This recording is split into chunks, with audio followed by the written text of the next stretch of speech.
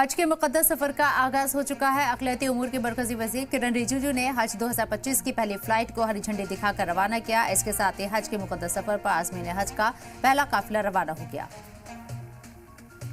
हज 2025 का आगाज हो चुका है और आज यानी 30 अप्रैल को पहली फ्लाइट दिल्ली से रात 8 बजे रवाना होगी।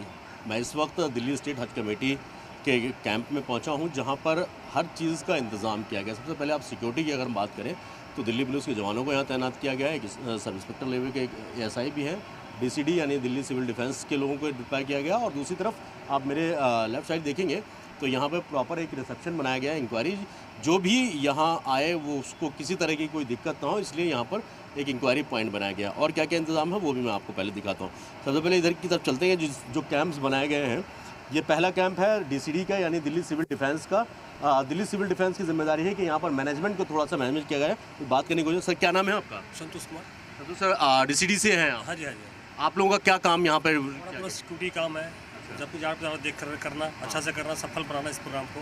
कितने लोगों को डिप्लॉयमेंट है यहाँ? हर शिफ्ट में 18 आदमी है। 18 हाँ जी, हाँ जी। तो 2 शिफ्ट में 3 शिफ्ट? 3 शिफ्ट में। 3 शिफ्ट में तो मतलब 18 लोग हर शिफ्ट में होते हैं यहाँ पर। मॉर्निंग 6 से 2 में 18। अच्छा, ये क्या क्या मैनेजमेंट देख रहे हैं आप लोग? सिक्योरिटी के अलावा भी और कुछ है मैनेजमेंट देख रहे हैं? जैसे गाइडलाइन हज वाले से करो, उसे हम काम कर रहे हैं उसी तरीके से उनका डायरेक्शन पे काम हो रहा है। डायरेक्शन दिल्ली स्टेट हज कमेटी की? हाँ जी, हाँ जी। दिल्ली स्टेट हज कमेटी के डायरेक्शन पर DCD यानी दिल्ली सिविल डिफेंस के जो वॉलंटियर्स हैं वो यहाँ काम कर रहे हैं। मैनेजमेंट देखते हैं, सिक्योरिटी देखते हैं, प्रॉपर लाइन चेकिंग, जो बैगेज वगैरह आता है वो सब यहाँ पर इंतज़ाम में जो हेल्प है वो DCD करती है।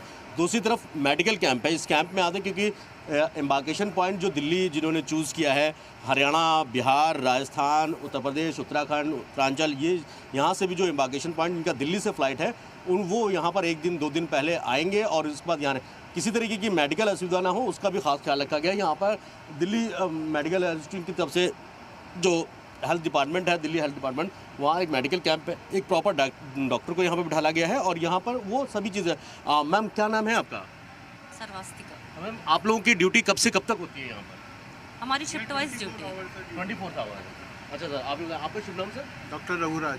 डॉक्टर रघुराज सर, हर शिफ्ट में मतलब 2 शिफ्ट है, 3 शिफ्ट है यहाँ? 3 शिफ्ट। 3 शिफ्ट में 2 दिन में 1 नाइट में।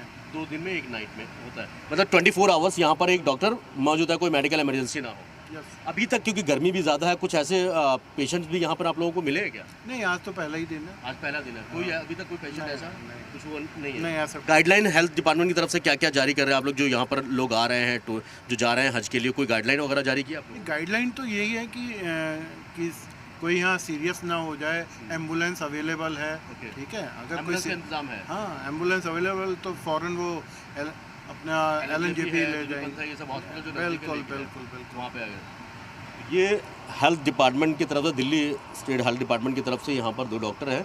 24 आवर्स पूरी सर्विस है। और जो मामूली अगर उसकी बात करें तो जो भी दवाएं हैं वो यहाँ पर रखी है कि किसी तरह का कोई मामूली, हालांकि मेडिकल चेकअप के बाद ही पूरी क्लियरेंस मिलती है, तब हज पर जाने की इजाज़त होती है, यानी वीज़ा वगैरह तब क्लियर होता है, सारी चीज़ें क्लियर होता है। अब मैं आपको दिखा दूँ, ये पूरा इंतज़ाम किया गया, पंडाल AC रूम बनाया गया है दिल्ली स्टेट हज कमेटी की तरफ से कि जो हज पर जाने वाले आज़मीन हज हैं उनको किसी तरीके की दिक्कत ना हो। यहाँ पर सब लोग आराम से यहाँ पर बैठे हैं क्योंकि आज एक फ़्लाइट है जिसका 1 बजे यहाँ एक बस जा चुकी है एयरपोर्ट के लिए। हम एयरपोर्ट पे भी आपको वहाँ का नज़ारा दिखाएंगे किस तरीके से और क्या क्या चीज़ें यहाँ पर की जा रही हैं। यानी आप साथ हो कि ये लोग, कुछ लोग अभी आराम कर रहे हैं और कुछ लोग हैं जिनसे हम कोशिश करेंगे बात करने की कि लोग कहाँ से आए हैं, किस तरीके से आए हैं।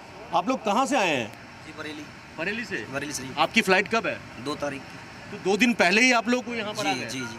आपका एम्बार्केशन पॉइंट दिल्ली आपने रखा था? जी जी। UP से कोई फ़्लाइट नहीं ली थी आपने? जी नहीं ली थी। आप भी बरेली से हैं? कितने लोग हैं बरेली से? 4 लोग हैं। कितने लोग हैं? 4 लोग हैं। सारे जेंट्स हैं? हाँ ना, 2 लेडीज 2 जेंट्स। 2 जेंट्स हैं।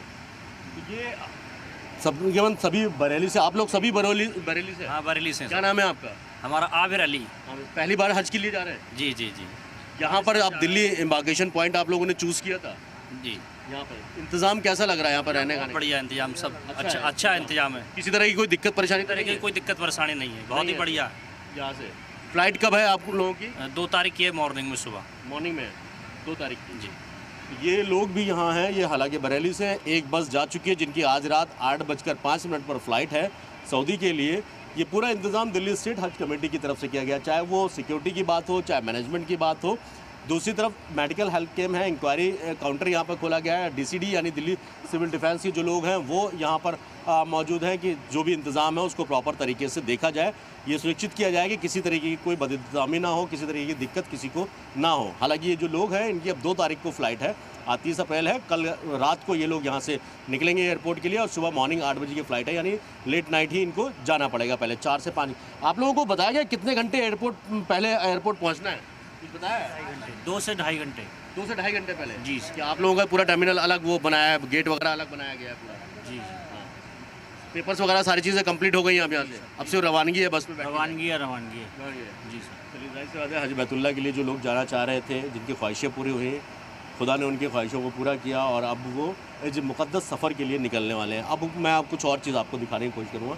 ये पूरे टेंट में यहाँ अभी फ़िलहाल जिनकी 2 तारीख की फ़्लाइट है वो लोग रुके हुए हैं और जिनका आज जो फ़्लाइट थी वो उन लोगों को 1 बजे एयरपोर्ट के लिए बस से यहाँ पर ले जाया गया। यानी एम्बार्केशन पॉइंट पर आप आएंगे दिल्ली से, दिल्ली में जो एम्बार्केशन पॉइंट है या दिल्ली के जो हाजी हैं, हज पर जाने वाले हैं, वो लोग यहाँ इस पॉइंट पर आएंगे और यहाँ से बस के ज़रिए जो दिल्ली स्टेट हज कमेटी ने जो तैयारियाँ की हैं वहाँ लेकर जाएंगे। और उसके बाद फिर यहाँ मैं आपको कुछ और तस्वीर दिखाऊँ, यहाँ से फिर ये बस के ज़रिए आपको एयरपोर्ट यानी जो आज़मीन हज हैं उनको जो है एयरपोर्ट लेके जाएगा। ये मस्जिद है जो तुर्कमान गेट की दिल्ली स्टेट हज कमेटी के बाहर ही है, मेन रोड पर मस्जिद है उसका, और ये रामलीला मैदान है, इस मैदान में ही यहाँ पर आएगा। हालांकि देखिए डीसीडी के जो कर्मचारी हैं उनको भी, वॉलंटियर्स हैं उनको भी लगाया गया और सामने आप देख रहे होंगे कि एक बस अभी खड़ी है, ये 2 तारीख को अब बस यहाँ से जाएगी। हालांकि जो पहली बस है, पहली जो फ्लाइट के लोग थे वो जाएगा, प्रॉपर सिक्योरिटी चेक के बाद ही इनको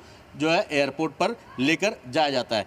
इस बार दिल्ली से 2905 लोग हज के लिए जाएंगे, जो लिस्ट फाइनल हुई है, और दिल्ली के एम्बार्केशन पॉइंट से 16,400 लोग जाएंगे। यानी दिल्ली के ऊपर जिम्मेदारी ज़्यादा है। वजह उसके पीछे की है कि चाहे यूपी हो, बिहार हो, उत्तराखंड हो, हरियाणा हो, पंजाब हो, कई लोग ऐसे हैं जिन्होंने अपना एम्बार्केशन पॉइंट यानी स्टार्टिंग पॉइंट दिल्ली को चुना है, जिसके लिए ये पूरा इंतज़ाम दिल्ली स्टेट हज कमेटी ने किया है।